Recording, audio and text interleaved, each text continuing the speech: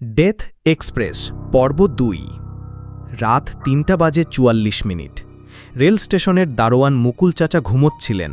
হঠাৎ হর্ন বাজে, একদম ছিঁড়ে ফেলার মতো শব্দ। তিনি উঠে বাইরে যান, কিন্তু সেখানে কোনো ট্রেন নেই।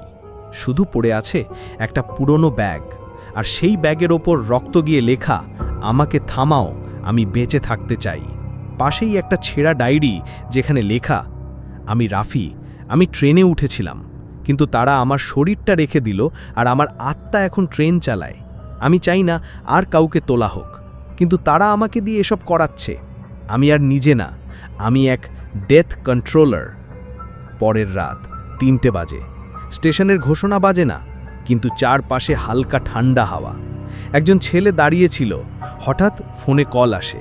স্ক্রিনে লেখা, আননোন নাম্বার।